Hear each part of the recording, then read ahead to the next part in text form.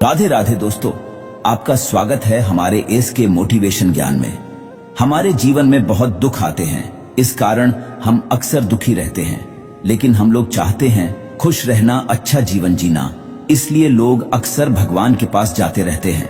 लेकिन मैं आपको एक बात बता दूं, जिस प्रकार हमें लगता है कि दुख आने वाला है, आपने कभी सोचा है कि यह कैसे पता चलता है? श्री कृष्ण कहते हैं कि हमें हमारे जीवन में जब भी दुख आता है और जब भी सुख आता है तो उसके कुछ संकेत हमें पता चल जाते हैं, और ये संकेत हमें बता देते हैं कि दुख आएगा या सुख।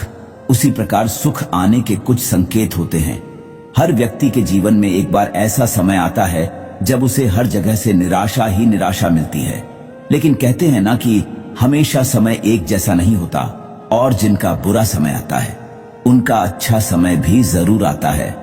आइए जानते हैं कि अच्छा वक्त आने से पहले हमें क्या संकेत मिलते हैं। हर व्यक्ति के जीवन में उतार चढ़ाव आते रहते हैं। यह सब समय चक्र के कारण होता है। समय से बलवान कुछ भी नहीं होता है। आपने अपने जीवन में व्यक्ति को राजा से रंग और रंग से राजा बनते हुए भी देखा होगा।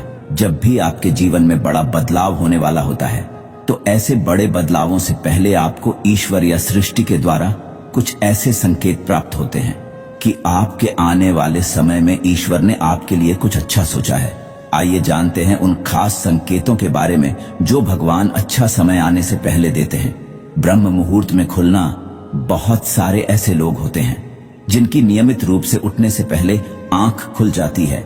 यदि आप यह देख पा रहे हैं कि आपकी नींद ब्रह्म मुहूर्त में खुल रही है, यानी सुबह 3 बजे से 5 बजे के बीच खुल रही है, तो आपके जीवन में बहुत ही बड़ा बदलाव आने वाला है। यानी कि आपको जीवन की योग्य राह मिलने वाली है। इसलिए आपको पहले ही भाप जाना चाहिए कि आपके जीवन में कुछ अच्छा घटित होने वाला है, क्योंकि यह ब्रह्म मुहूर्त भगवानों के उठने का समय होता है। जब हमारे जीवन में कभी भी यदि हम ब्रह्म मुहूर्त में हमारी आंखें खुल जाती है तो हमें समझ जाना चाहिए कि भगवान उस समय हमारी आंखें खोलकर हमें संकेत देना चाहते हैं। आपका अच्छा समय निकट है या अच्छा समय आने वाला है। अच्छा समय आने का दूसरा संकेत होता है कि अचानक खुश होना। कई बार आपने देखा होगा कि आपका अचानक से खुश होने का मन करने लगता है। इसका मतलब आपको समझ जाना चाहिए कि ईश्वर आपको कुछ अच्छे संकेत दे रहे हैं। जिस प्रकार आपको इस समय खुश होने का मन कर रहा है, उसी प्रकार ईश्वर आपके जीवन में बहुत जल्द खुशी के पल लाने वाले हैं। खुशियों का अनुभव होने वाला है। जितना भी दुख आपने अपने जीवन में देखा है वह बहुत जल्द खत्म हो जाएगा। ऐसे समय में आपका मन प्रफुल्लित हो उठता है और आपको जानकर हैरानी होगी कि आप उस समय यदि गलत स्थिति में भी होंगे तो भी खुश रहोगे। नकारात्मकता आपके पास होंगी ना, तब भी आपको दुख नहीं मिलेगा, आपको खुशी प्रतीत होगी। अच्छा समय आने का तीसरा और महत्वपूर्ण संकेत यह है कि गौ माता का आगमन। अगर आपके घर में प्रतिदिन गौ माता का आगमन हो रहा है या आपसे भोजन के लिए वर करती है तो ये बहुत ही शुभ संकेत है। अगर आपके घर में पशु पक्षी घोंसला बना रहे हैं तो ये भी बहुत ही शुभ संकेत माना जाता है। इसके अलावा अगर पक्षियों की चहचहाहट आपके घर के आसपास दिन प्रतिदिन बढ़ती ही जा रही है तो यह संकेत भी जीवन में बहुत ही जल्द सकारात्मक बदलाव लाने वाला है। अक्सर लोग जानवर को महत्व देते ही नहीं है। आप लोग नहीं जानते कि यह जानवर हमारे लिए क्या महत्व रखते हैं। यदि गौ माता का आगमन हमारे घर हो जाता है तो समझ जाइए कि भगवान आपको संकेत देना चाहते हैं कि आपका बुरा समय खत्म हो गया है और अच्छा समय आने वाला है। और यह संकेत गौ माता के द्वारा और पक्षियों की चहचहाहट के द्वारा देना चाहते हैं कि उनका भक्त समझ जाए कि समय आ गया है। चौथा संकेत यह है कि घर में शिशु का होना बताया जाता है कि शिशुओं में ईश्वर का वास होता है। अगर छोटे बच्चे या शिशु आपको देखकर अचानक से मुस्कुरा देते हैं या आपको कोई सकारात्मक बात बोल देते हैं तो यह इस बात का संकेत है कि जीवन में सकारात्मक चीजें होने वाली हैं। और तो और कभी कभी तो यह शिशु आपको संकेत भी देते हैं, क्योंकि यह शिशु भगवान का ही रूप होते हैं और शिशु कभी भी झूठ नहीं बोलते हैं। अच्छा समय आने का 5वां संकेत ये होता है कि स्वप्न में मंत्रों का सुनाई देना। स्वप्न में अगर आपको मंत्र सुनाई देते हैं जैसे राम राम तो यह बहुत अच्छा माना जाता है। अगर ओम मंत्र की गूंज सुनाई दे तो यह भी सकारात्मक बात है। स्वप्न में मंत्रों घंटा शंख की आवाज सुनाई देना बहुत ही शुभ संकेत माना जाता है। यह मंत्र भगवान के होते हैं। जो हमें एक अच्छा समय के संकेत देते हैं, और सपनों में मंत्र आना शुभ भी माना जाता है। अच्छा समय आने का छठा संकेत ये होता है कि कर्जन होना। कई बार आपने देखा होगा कि आप कर्जवान हुए हो और अचानक से आपको कर्ज मुक्ति का मार्ग मिल गया हो, तो यह ईश्वर का सकारात्मक संकेत है। या पैसों के लेन देन में आपके पक्ष कोई फैसला आता है, तो इसका मतलब यह भी जीवन के लिए शुभ संकेत ही है। धन के अलग अलग स्रोत बनना भी ईश्वर का ही संकेत है। इससे यह पता चलता है कि जीवन की आर्थिक परेशानियां समाप्त होने वाली हैं। जीवन में धन का आगमन बहुत ही तेजी से होने वाला है। आपने भी कभी सोचा होगा कि यार, इतना सारा कर्ज है, ये कैसे उतरेगा, कौन उतरेगा? और एक दिन एकदम से होता है कि आपका कर्ज माफ हो चुका है, या आप कैसे भी कर्ज मुक्त हो जाते हो, तो यह भी अच्छा समय आने के ही संकेत होते हैं। और आखिरी संकेत तो आप सुनकर हैरान ही हो जाओगे। और सातवां आखिरी संकेत यह है कि शरीर के अंगों का फड़कना।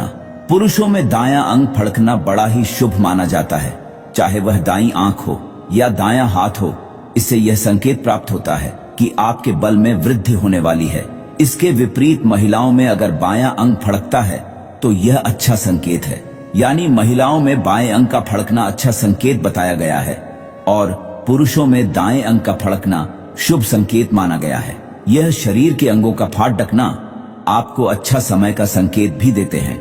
इस प्रकार इन संकेतों के माध्यम से आप महसूस कर सकते हैं आपका अच्छा समय आने वाला है। आज मैं सभी को जीवन की कुछ अच्छी बातें बताता हूँ, जो कि श्री कृष्ण के भी उपदेश है। वह सब कुछ करो जो तुम्हें करना है, लेकिन लालच से नहीं, अहंकार से नहीं, वासना से नहीं, ईर्ष्या से नहीं, बल्कि प्रेम, करुणा, नम्रता और भक्ति के साथ। भगवान श्री कृष्ण इस अनमोल वचन के माध्यम से कार्य करने की नियत का उल्लेख करते हैं। जब किसी भी कार्य करने में अगर लालच होगा, बेईमानी होगी, जलन होगी, तो वह काम ना तो सही होगा और ना ही उसके परिणाम फलदायी होंगे। इसके अतिरिक्त जिस कार्य को हम पूरे मन से प्रेम पूर्वक करेंगे, तो वह ना सिर्फ हमारे लिए बल्कि समाज के लिए भी हितप्रद होगा। जो आप चाहते हैं उसके लिए नहीं लड़ते हैं, जो खोया उसके लिए मत रोना। मनुष्य सब कुछ चाहता है, पर सब कुछ उसे नहीं मिल सकता।